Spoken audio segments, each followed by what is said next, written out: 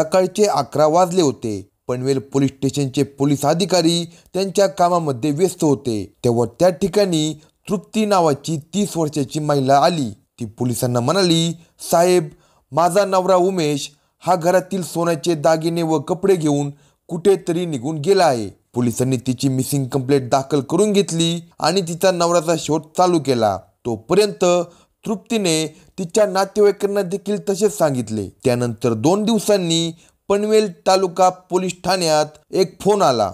समोरील व्यक्ती म्हणला, साहेब, वावंगे गावच्या हद्दीत असलेल्या खानाचा बंगला परिसरात एका विहिरीमध्ये एका अनोळखी इसमाचा मृतदेह पडला आहे. ही माहिती मिळताच पोलीस घटनास्थळी दाखल झाले. जमलेल्या लोकांच्या मदतीने पोलिसांनी तो मृतदेह विहिरीतून बाहेर काढला. तो मृतदेह अंदाजे 30 ते 35 वयोगटाच्या तरुणाचा होता. मृतदेह सडलेला होता आणि त्या तरुणाच्या डोक्यात जखम होऊन त्यातून रक्तस्राव झाला होता. याशिवाय त्या तरुणाचा गळा स्कार्फने आवळलेल्या स्थितीत होता. विहिरीत एक गोणीही पडलेली होती. घटनास्थळाचा आणि मृतदेहाच्या पाणीवरून तो खुनाचा प्रकार दिसत होता. कुणीतरी त्या अज्ञात तरुणाचा गळा आवळून खून करून त्याच्या मृतदेहाची विल्हेवाट लावण्यासाठी मृतदेह गोणीत भरून आणला आणि त्या विहिरीत टाकला असे पोलिसांना दिसले. पोलिसांनी मृतदेहाचा आणि घटनास्थळाचा पंचनामा केला आणि मृतदेह पोस्टमॉर्टमसाठी पाठवण्यात आला. घटनास्थळाहून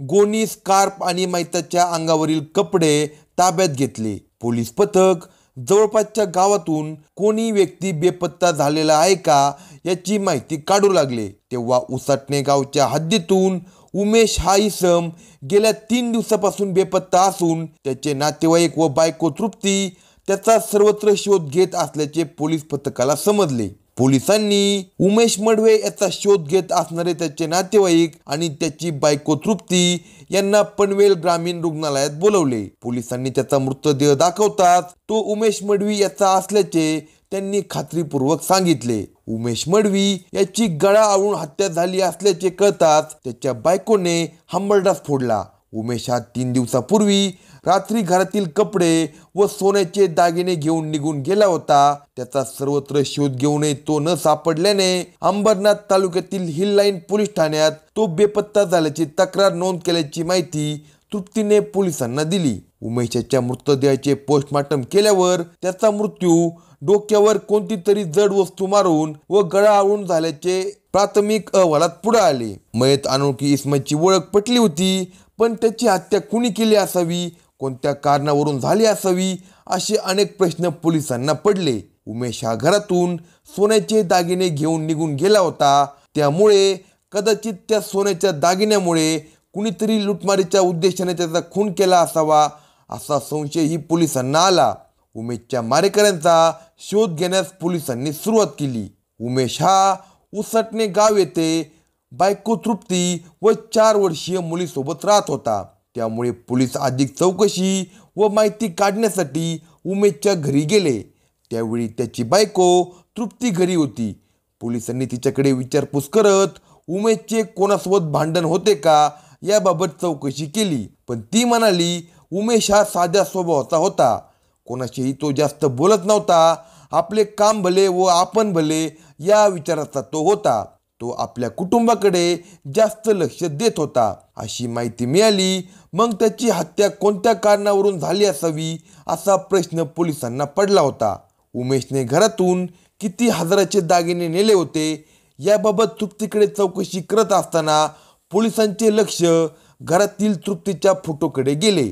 त्यावेळी तृप्तीच्या गळ्यात जो स्कार्फ होता तो स्कार्फ मयत उमेशच्या गळ्याभोवती गुंडळलेला होता.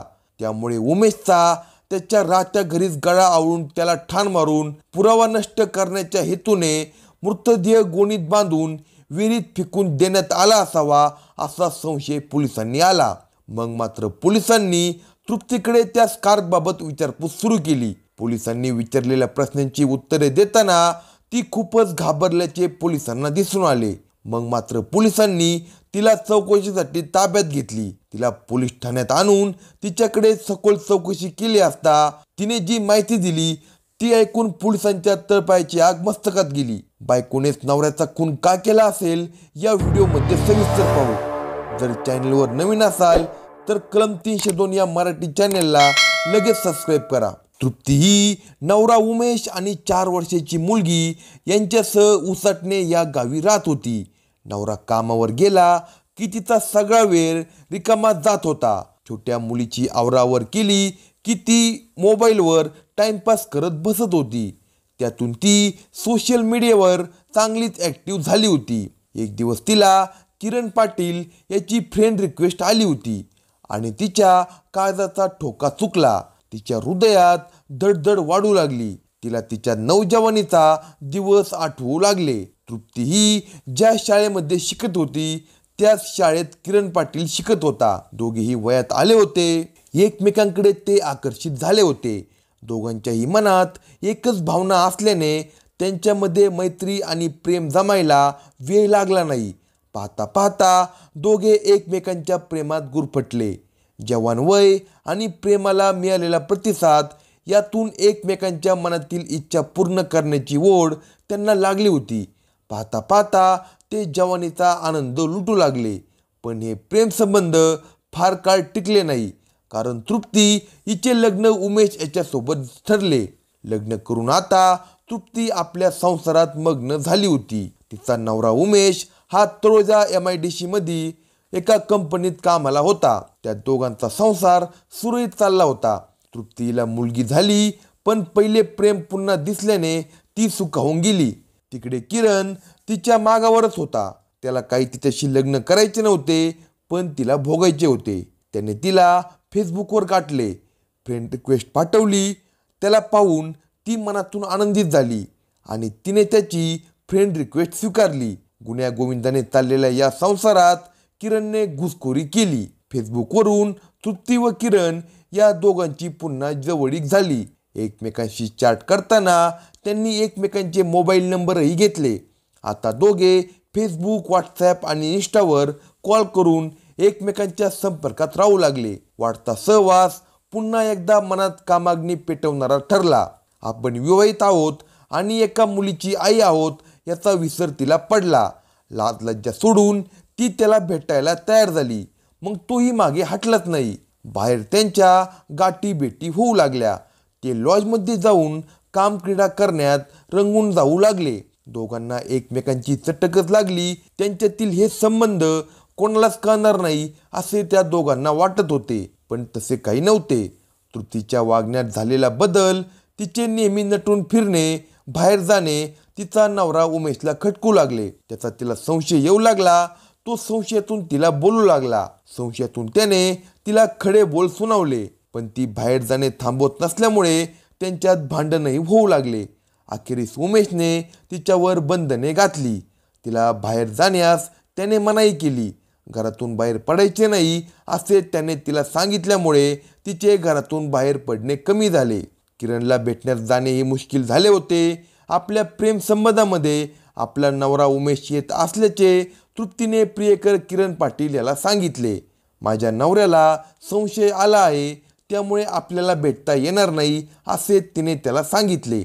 आपले मिलन व्हायचे असेल तर पती उमेशचा अडसर बाजूला केला पाहिजे यावर त्या दोघांचे एकमत झाले. अखेर त्या दोघांनी उमेशचा कायमचाच काटा काढण्याचे ठरवले. त्या दोघांनी मिळून अगदी काटेकोरपणे नियोजन केले. ठरल्याप्रमाणे रात्री किरण पाटील हा तृप्तीच्या घराजवळ आला, तर तृप्ती घरात झोपली होती. तिचा नवरा दिवसभर काम करून थकून आला होता. जेवण करून तो देखील बेडरूममध्ये झोपला होता.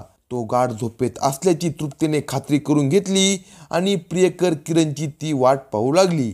दरम्यान किरणने तृप्तीला मिस कॉल केला. तशी ती उठली आणि दबक्या पावलांनी दरवाजाजवळ गेली. तिने गुपचूप दरवाजा उघडून किरणला आत घेतले, पण प्लॅनप्रमाणे पुढचे काम करण्याऐवजी तिला पाहताच किरणने तिला मिठीत घेतले. तीही त्याला बिलगली आणि दोघेही हॉलमध्ये बसून गप्पांमध्ये रमून गेले. तिकडे उमेश झोपेतून जागा झाला, पण शेजारी तृप्ती न दिसल्याने तो उठला आणि हॉलमध्ये आला. समोर तृप्ती आणि तिचा प्रियकर किरण हे दोघेही बोलत असलेले त्याला दिसले. हे पाहून त्याच्या तळपायाची आग मस्तकात गेली. रागाच्या भरात लाकडी दांडके घेऊन तो किरणकडे धावला. लाकडी दांडक्याने हल्ला करताच किरणही उमेशच्या अंगावर धावून गेला. त्याने लोखंडी पाईपने उमेशच्या डोक्यात जोराने प्रहार केला. उमेशचे डोके फुटून रक्त वाहू लागले.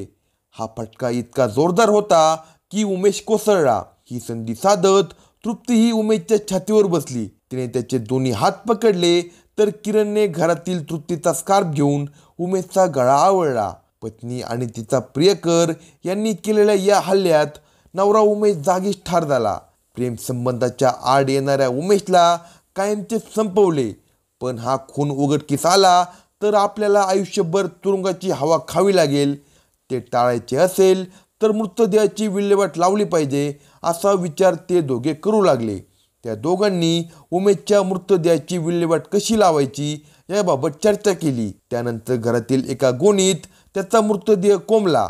मध्यरात्री किरणने गोणीत भरलेला तो मृतदेह ॲक्टिवा स्कूटरने वावंगे गावाच्या हद्दीत नेला.